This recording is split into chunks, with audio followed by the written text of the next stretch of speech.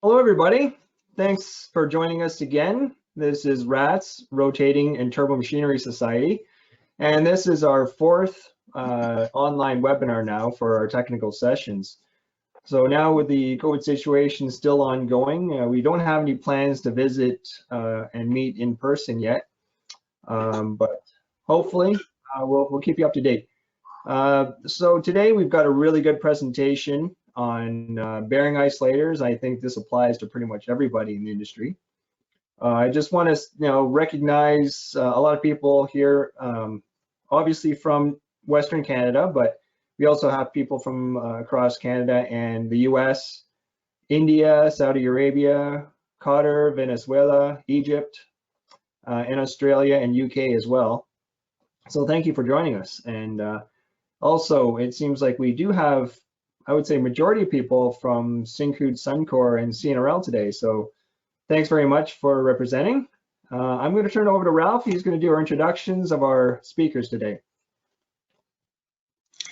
Yes, hello everyone. My name is Ralph Dickow and I volunteer as the RATS Technical Director. I'd like to welcome you to our monthly technical presentation on anything to do related to rotating equipment. If you're experiencing any problems with your audio or visual, try closing other browser tabs, or you can also try clearing your browser data or cache, or turn off any other applications that might be using your internet bandwidth.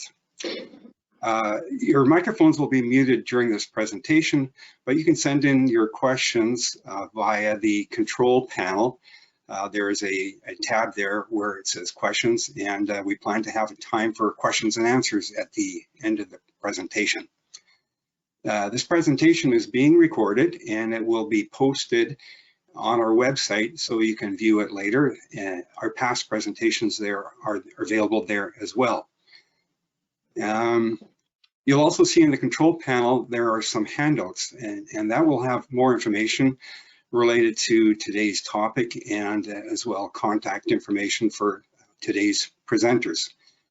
Please hold on after the presentation for a survey at the end where you can give your suggestions and any feedback to us for future topics for presentations that you'd like to hear about. Also, I'd like to make you aware of our next RATS technical presentation will be on, where was the date here?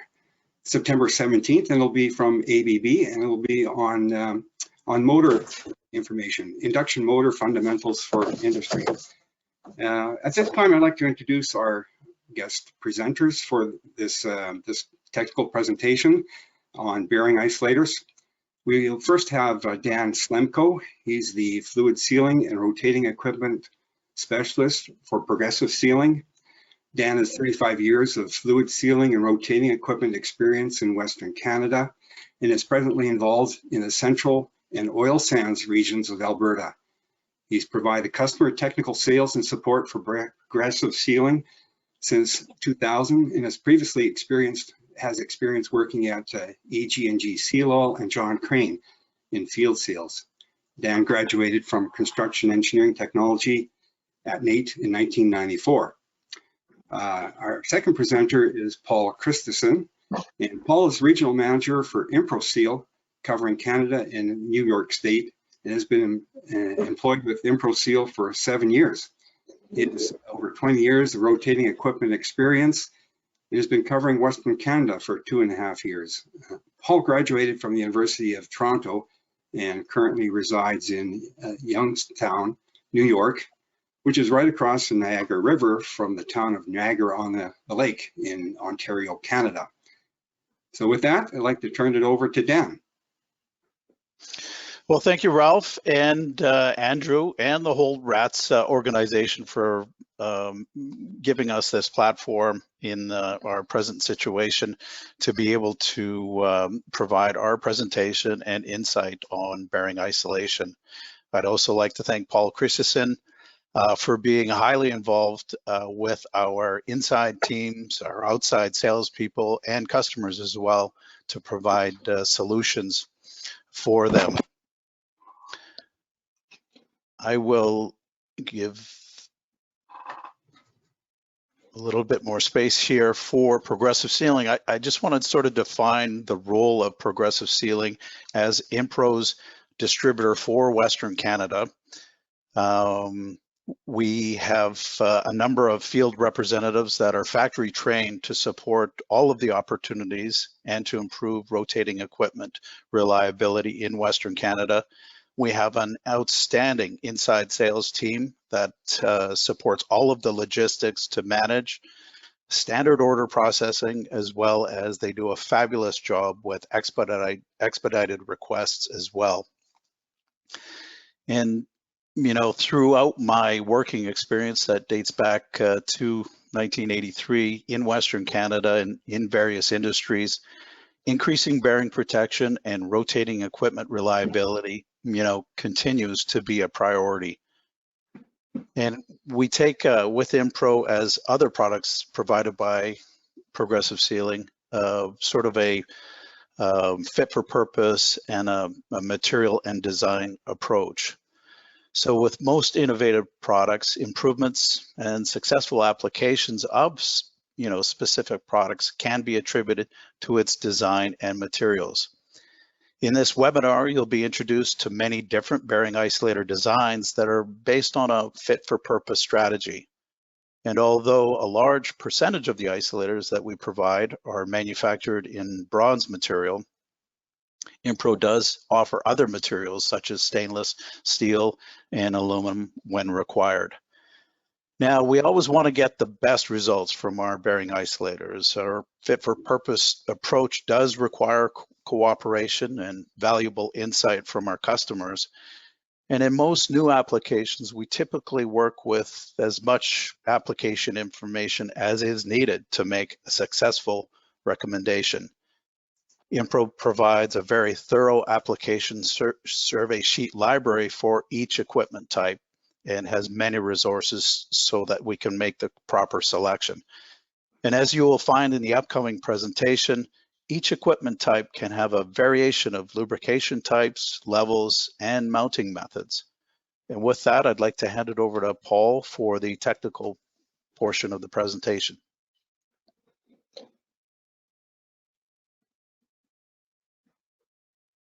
Thanks, Dan. Appreciate the introduction. I have a lot of information to go through today, and I'm going to try to get through this as quickly as possible, but kind of hitting on all the high points. So one of the biggest things I want to talk about first off is what the heck is a bearing isolator? It is not a lip seal. It's not a mechanical seal. It is a non-contacting, non-wearing, long-lasting seal. It consists of a rotor and a stator. And the whole purpose of this seal is to retain the lubrication, grease or oil, and to prevent contaminants from entering into the seal. And when this technology was developed way back in 1977, the whole idea at the time was to extend bearing life.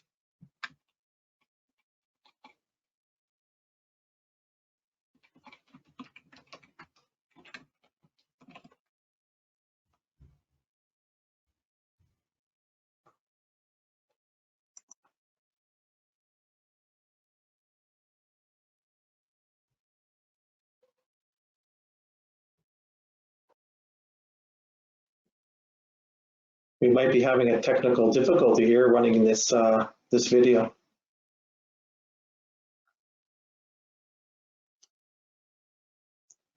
Let me just shut down the other slideshow.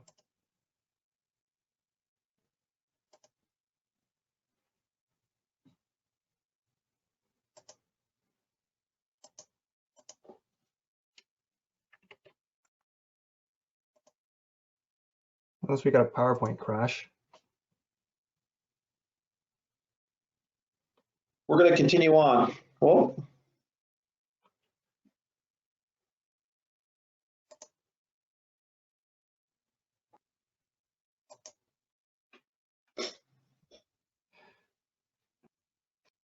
Yeah, PowerPoint has crashed on us. We're just going to reboot You know any good jokes there, Paul? That's funny stuff. We've got to love technology, hey? Tell us a little bit about lip seals. So your typical lip seal has an average life expectancy of 3,000 hours. And back in 1977, when our former owner, Dave Orlowski, was inventing this product line, the whole idea was lip seals were failing tremendously. Either the lip seal was wearing out or it was scoring the shaft, but there was tremendous leakage and contamination ingress. So that is the whole premise for the Bearing Isolator.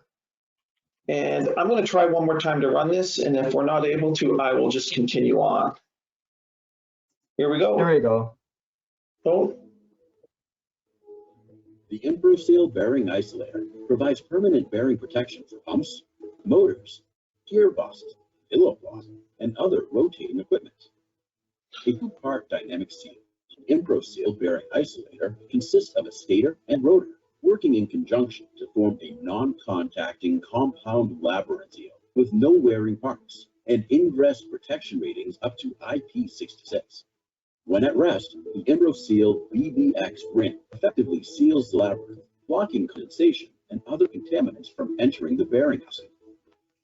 During operation, centrifugal force lifts the BBX ring away from contact with the stator to create a non-wearing permanent seal. Outside contamination attempting to enter the bearing housing is captured in the outer labyrinth paths and expelled through a port in the stator. Bearing lubricant is captured in the inner portion of the labyrinth and directed back into the bearing housing. Same-day shipments are available, even on new designs. Custom engineered designs can be split for easy installation and come with an unconditional performance guarantee. Inpro Seal Bearing Isolators ensure permanent bearing protection, increasing the reliability of your rotating equipment.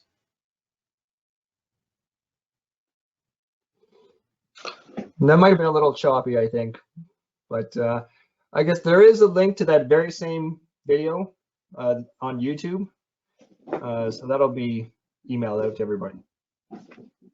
So as I was talking about a little earlier, the average life expectancy of your typical lip seal is approximately 3,000 hours. This data came from the Chicago Rawhide SKF sealing catalog.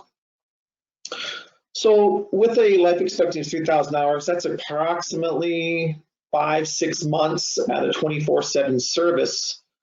With that in mind, what would the life expectancy of a bearing isolator be?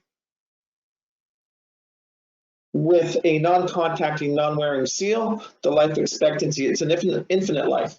We have had seals running 20-25 years of service. So that is the one benefit of being non-contacting, non-wearing. So back in 1977, the first bearing isolator was developed. And from that time, we have had 3 major changes in the design.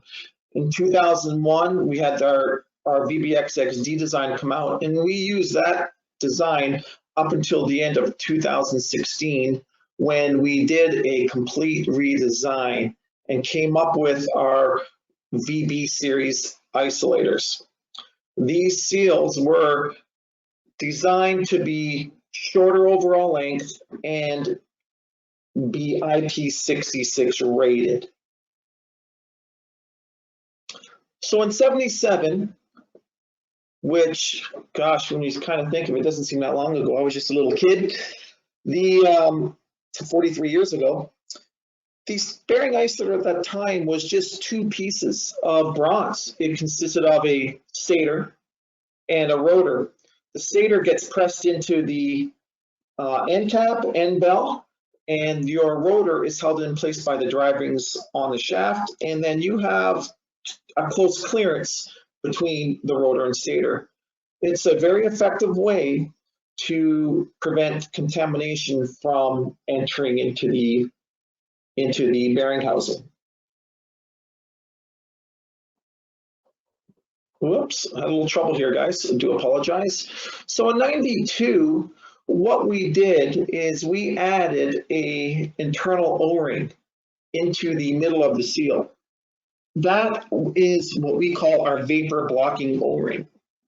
And how this works is as that shaft rotates, the O-ring will lift off from centrifugal force of the rotor. What ends up happening is the expanded air that would be created, say in a pump bearing housing, would be allowed to pass through the seal. And then once that piece of equipment stopped rotating and cooled down, there will be a tendency to pull air back inboard. That O-ring will drop back into place, preventing that from happening. In some applications, some pump applications in particular, you could remove the breather and actually just plug that right up. And the seal itself will allow for the expanded gas in the bearing housing to escape. But in 99, we made some slight changes. And what we did is we put a square shoulder in so that when this thing is pressed into the housing, it actually goes in square, so it's not going to back out when it's rotating. The fit between the isolator and the housing is a tooth-out interference fit. We like that because we do not want that seal to come out for any reason whatsoever. We also added the XX interface. And what this is the entry point is behind the rotor of the seal. And we introduced a series of 90-degree angles, which makes it very difficult for contamination to enter the seal. If contamination does enter, it collects in this area here, the H chamber, and is expulsed through the expulsion port at the 6 o'clock position.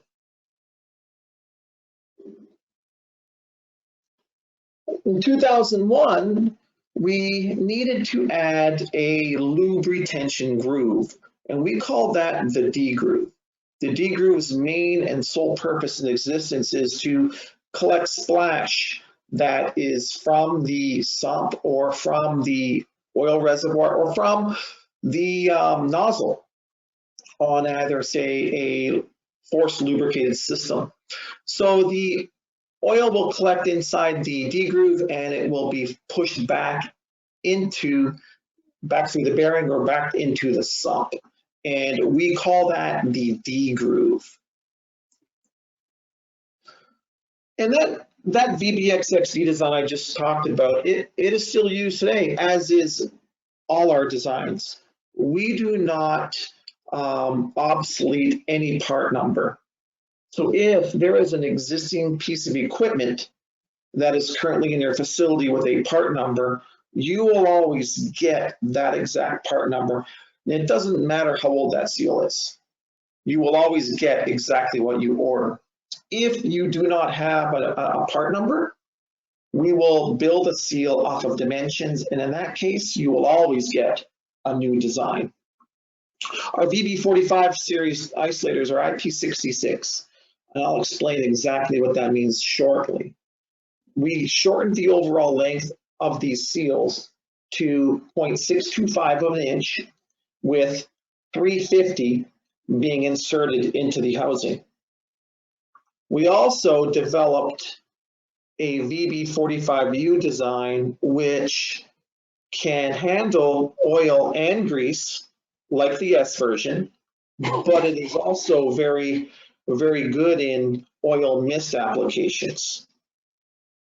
Also, if there's applications where you have axial movement, you definitely want to go to the U version. As you can see in this picture, it is a 3-piece seal. And lastly, we came up with the Mini 66 design, and this is specifically for motor applications that are grease lubricated. It is a short overall length seal, 0.375 overall length, with a very short amount of the seal sticking outboard of the housing. and only 1/8 of an inch sticks outboard. This seal is also an IP66 seal. So what does that actually mean, IP66? So the first digit is with respect to dust. A 6 indicates that it is dust tight and no dust will ingress into the seal. The second digit is with respect to water. Previously, our seals were IP55. Now we move to the 66 level, and the second 6 indicates it's watertight, not submersible, but it can handle a water jet.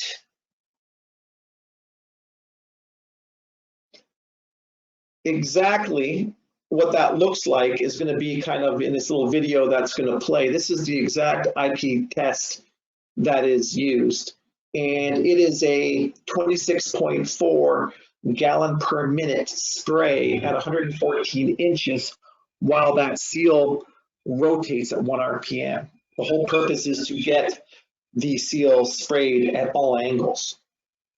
Also, the dust test, we actually pull a vacuum through the seal, a small vacuum, an 8-inch water column vacuum, and what we're doing is we're pulling dust through the seal. A pass would be no dust on the inboard side.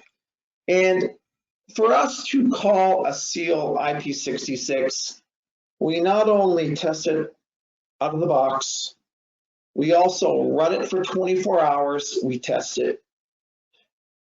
We run it for 24 hours, then we put it back on the test stand, we test it again, and then for us to actually verify that that is IP66, we need to do that 22 consecutive times.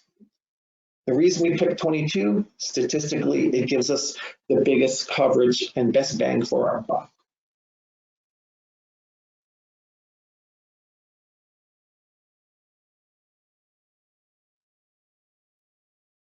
Another little quick video. I like this video because we have an enclosure where the isolator is mounted, and then we're going to spray water at this thing, and probably it doesn't look like it's going to run. Oh, there we go.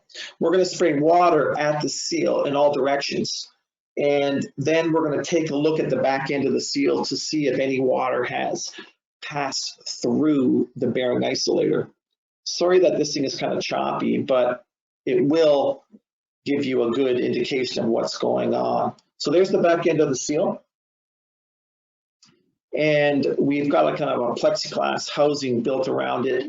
And we're going to start spraying water directly at the seal. Now, this is typical of maybe a packing failure on a piece of equipment. And as you can see, this thing does not leak. And the whole reason this is able to prevent water from entering it is actually that rotor and how we have that XX interface does an excellent job of preventing contaminants from entering. So we make a lot of different seals, a lot of different designs, and whenever we do something, we stand behind it 100%.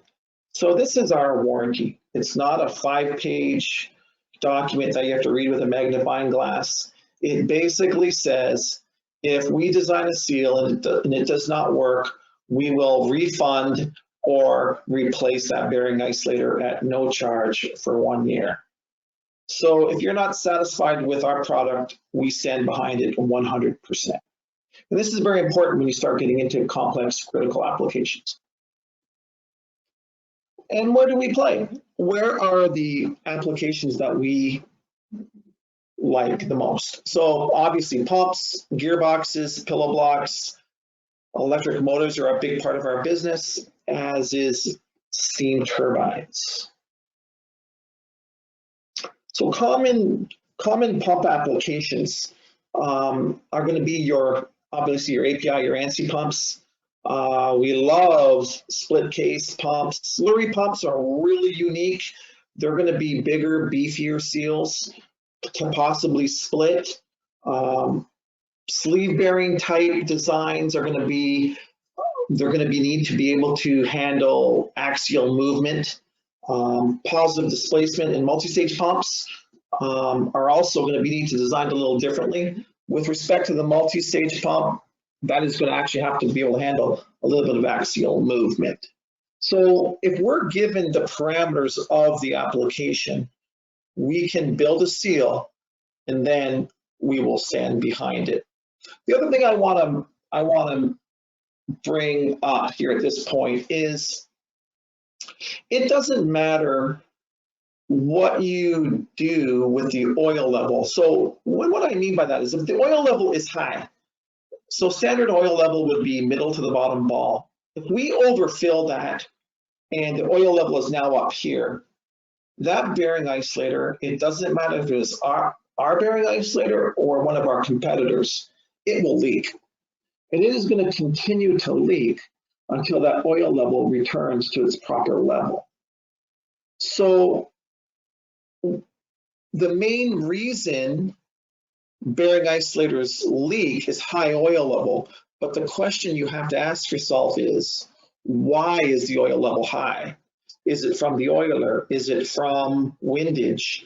Is there some type of differential pressure created? There are many reasons why the oil level could be high other than just overfilling.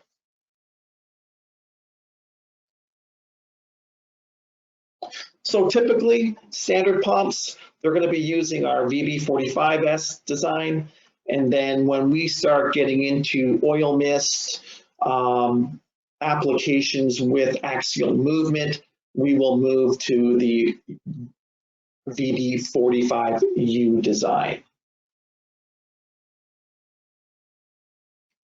I like to show this picture, it gives a good indication of what we do. So over here we have the OEM seal, and then ours is going to be a drop-in. We're going to have the tag.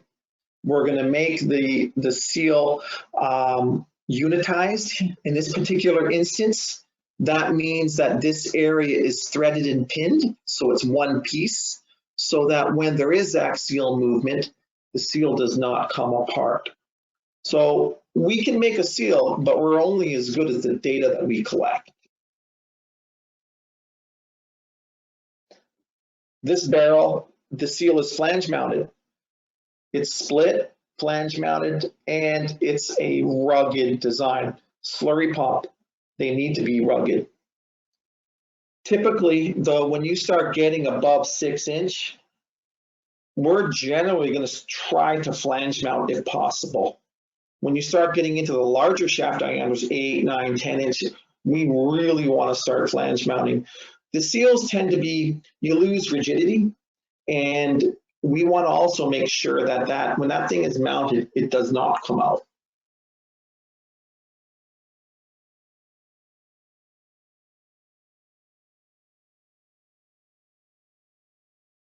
Whoop.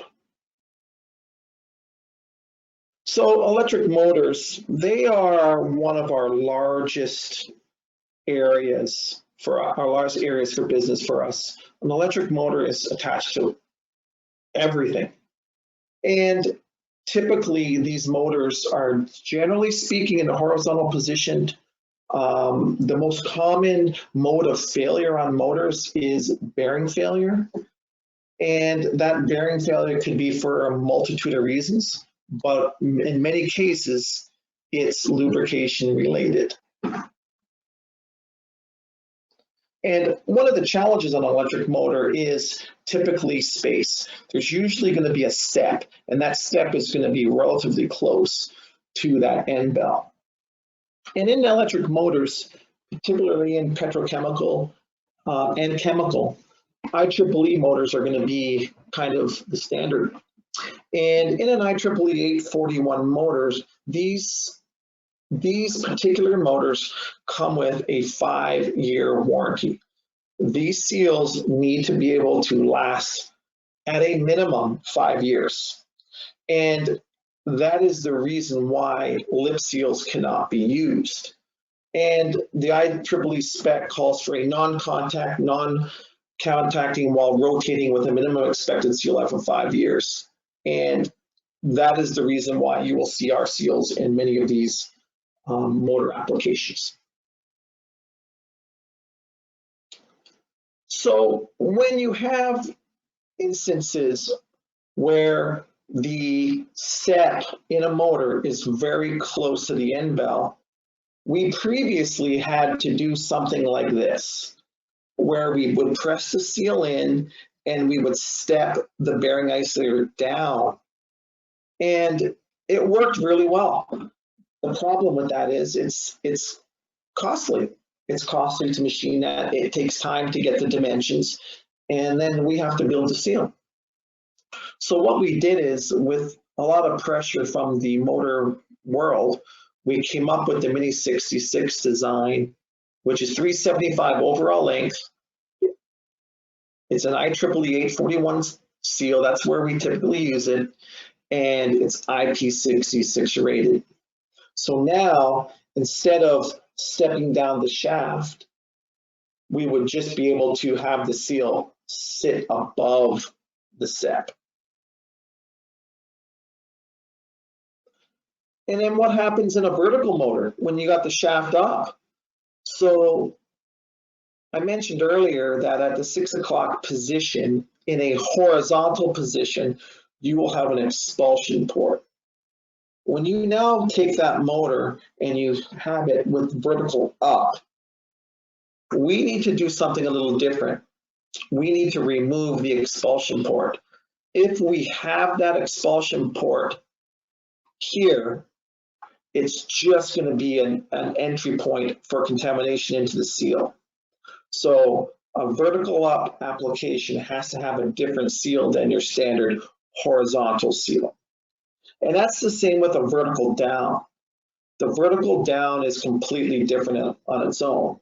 Now, this seal was used in a vertical down oil mist application.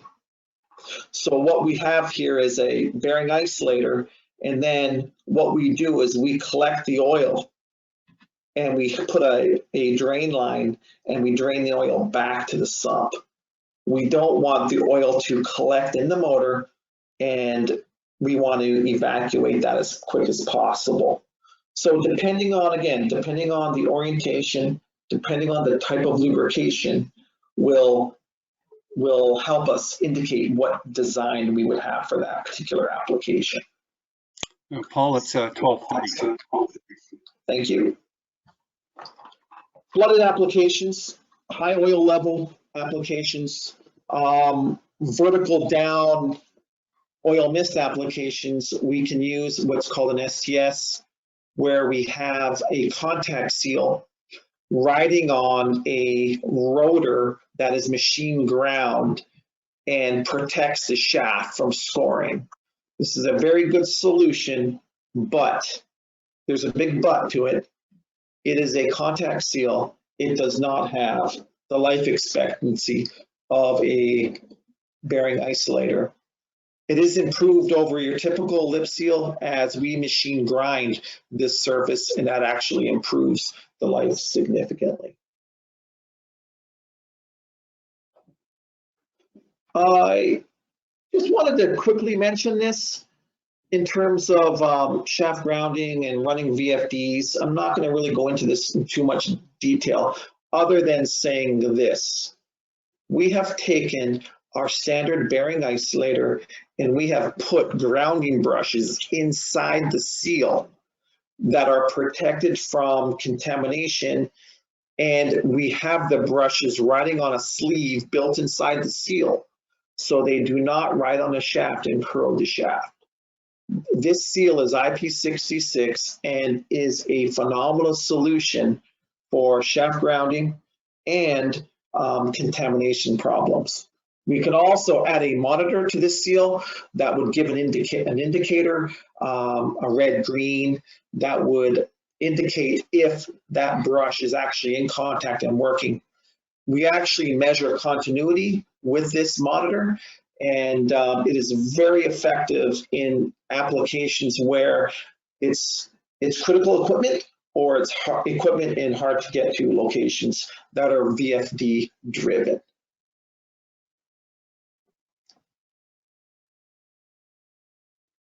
So, whoa, there's a pretty picture of one of our guys installing some seals on an 8,000 horsepower sleeve bearing motor.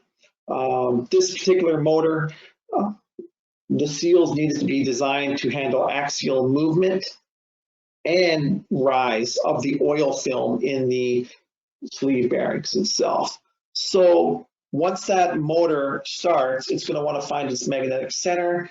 It's going to float axially. It's going to rise, and our seal needs to be able to handle this. The main issue with this application is the rotor wants to pull oil inboard. So we're trying to keep oil out. This was quite a successful application. Shaft diameter was approximately 8-inch. Gearboxes can be the most difficult of applications. They have a lot to know on gearboxes. We have horizontal, vertical, and vertical down units, and each one of them has a different oil level. And we also need to know how these units are lubricated. Typically, from the OEM, you will see something like this, where you have lip seals and they use grease typically between the lip seals.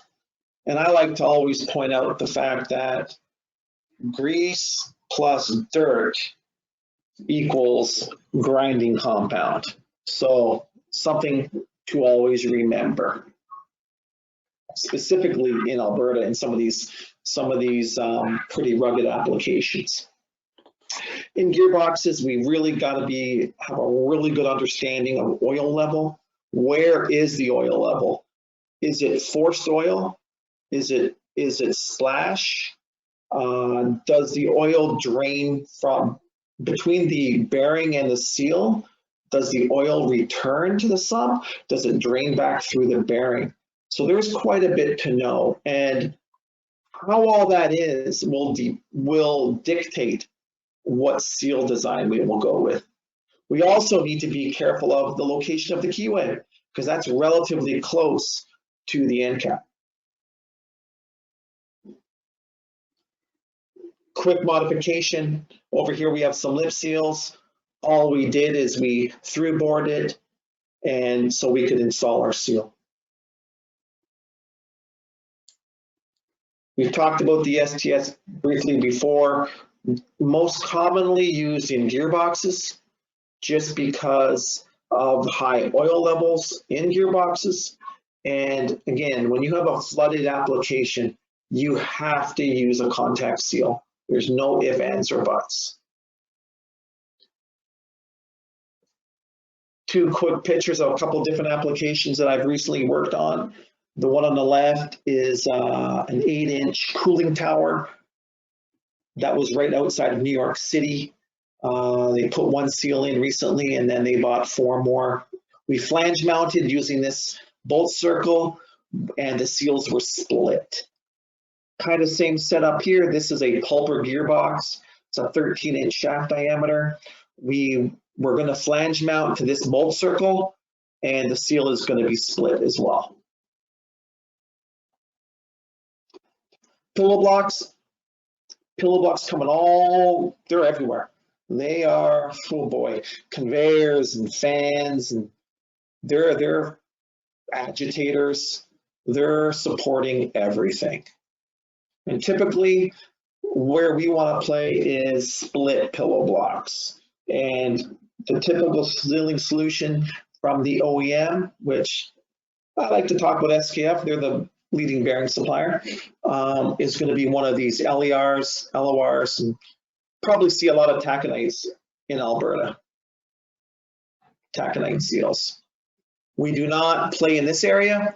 These are not split housing type pillow blocks, so this is the type of unit that we will not participate in.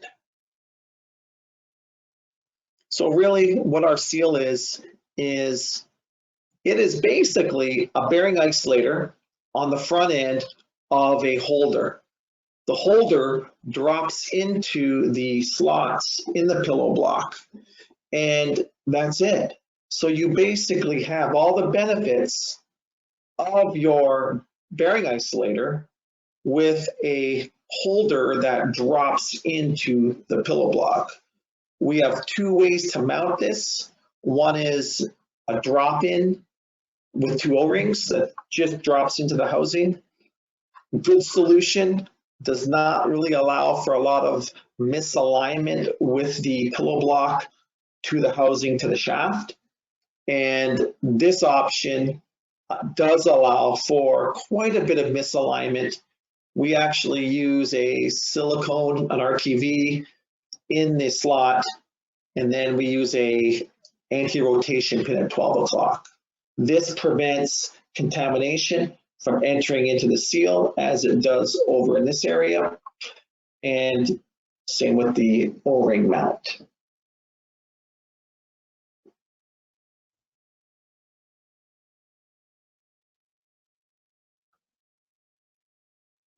Kind of a neat picture here. This actually is a pillow block that went into Fort McMurray. It's a 16-inch shaft diameter. The problem in this application was the existing seal was lasting less than 3 months. There was only one seal, and it was on the inboard side of the pillow block. The back end over here was capped. And again, rugged conveyor, brutal application, a lot of misalignment and axial movement. We built this particular seal to handle just under 1 degree of misalignment, and we built it to handle significant axial movement. I believe, if I can remember correctly, there was over a 1/2 inch, pushing 3/4 of an inch of axial in this application.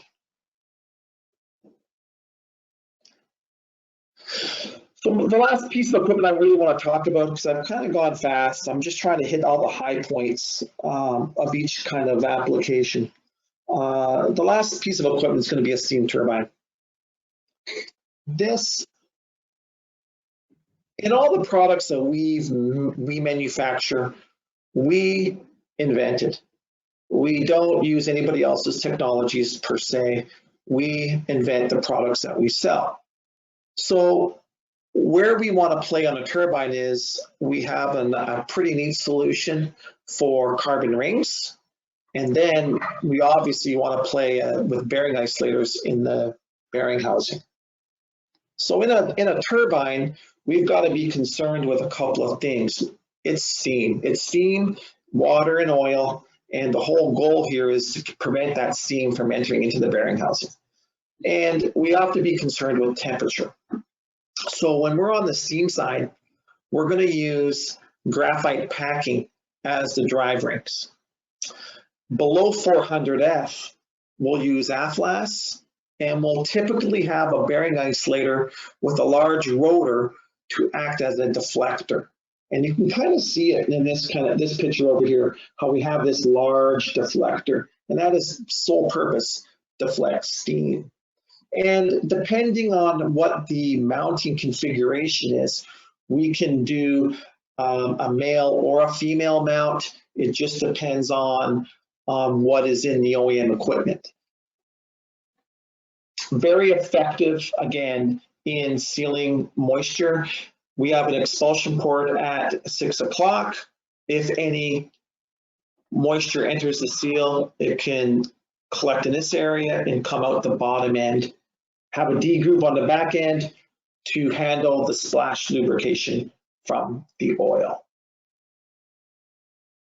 Our floating brush seal is going to replace a traditional carbon ring. We're not going to replace every single carbon in a turbine.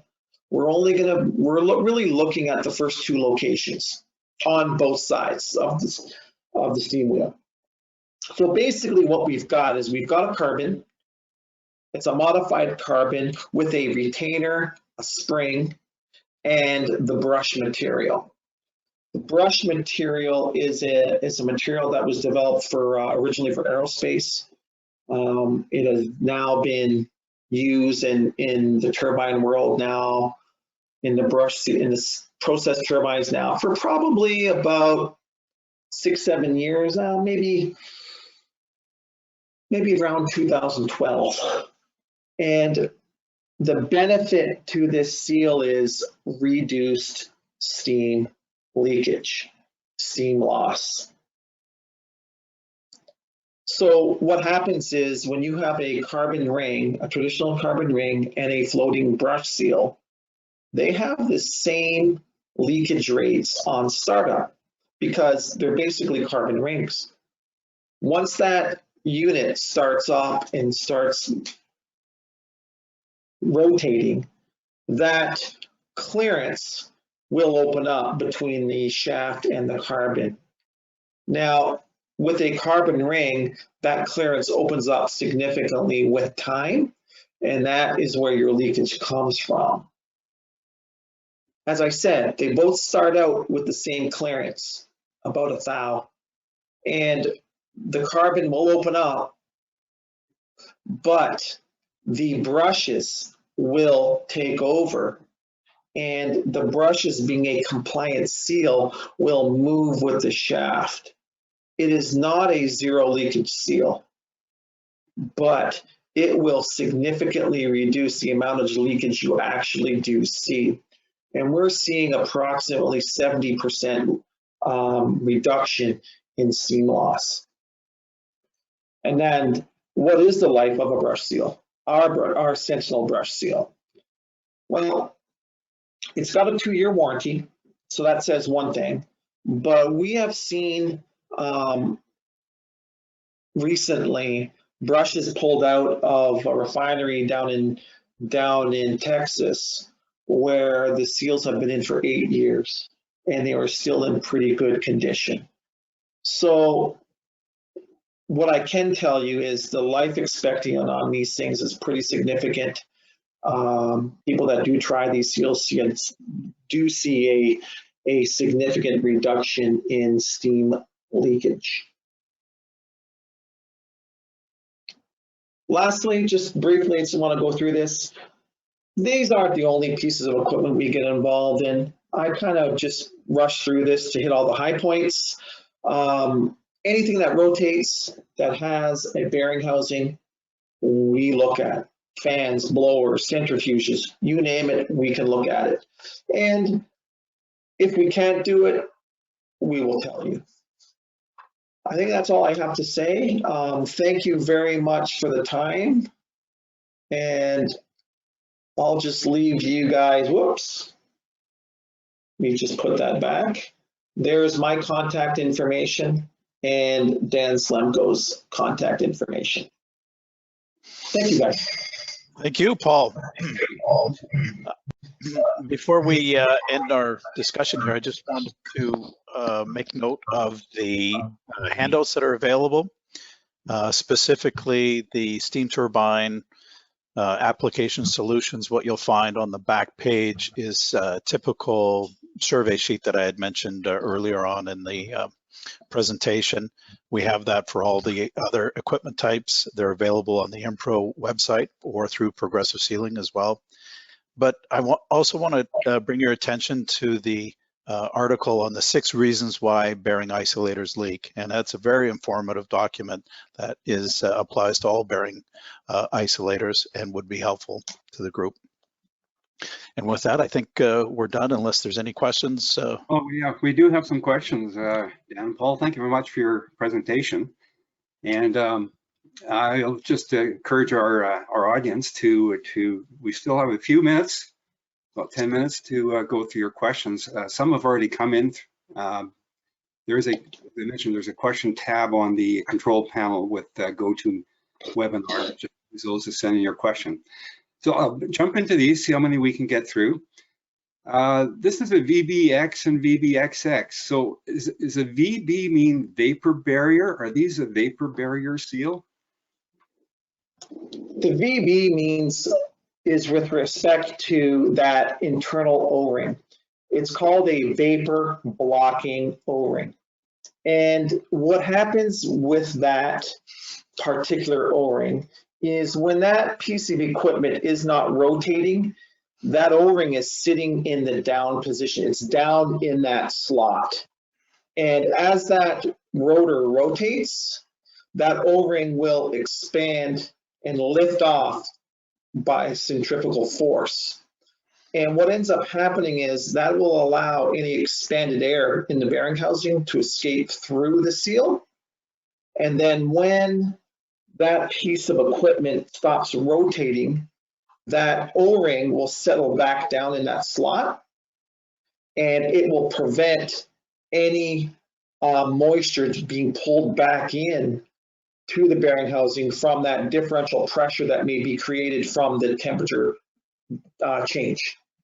So is it a true vapor blocking? Sort of. And I hopefully that answered the question that was posed. Okay, well, that maybe segues into this next question. If there's a negative or positive pressure in the bearing housing, like if there isn't it's either isn't open to the atmosphere, is there a chance for leakage? Will there be some leakage happen if there's a pressure? Yes, absolutely. So there's with oilers and without oilers. So I'm just going to talk in general. If you have a differential pressure, and a differential, I was just working on an application on a pump, and it was actually at an airport on a refueling system, and they are getting wind from outside, and that wind across the pump was creating a differential pressure and was causing leakage. And what was happening was that oil was being forced up against the seal, and it was simulating a high oil level. The oil level was filled correctly, but it was leaking. And the number one reason for leakage is high oil level, but you have to ask yourself, why is the oil level high? And differential pressure is always one of the first things I look at. So it's a big concern. Okay, thank you. Yeah, that was from Doug. We had a few questions from Uday Shankar, and he's asking, is there a size limit to the split design? Is there a size limit? Boy, the biggest ones I know we've done, we're on a hydro turbine down in the US, and the seal was 50-inch maybe, and it had to be made segmented. I think they made it in a bunch of different pieces because it was just too heavy. So yes, we can make them big, and I believe our biggest we've made is about 50-inch shaft diameter. Okay, thank you. He also asked for the IP66 rating, do you test, you do just a qualification test, or you test, run that test or other tests during manufacturing? Yeah, great question. So this is where the IP rating can be kind of confusing. It's a self-administered test. The IP people give you the guidelines of what they want the test to be, and all you need to do is have one seal pass to be able to say your seal is IP66. It is not possible that we can test every single seal that's manufactured, because then we would have run it before it was installed. So that would never happen. But what we do is we do a couple of things to ensure that we do what we say. Number one is we do the test.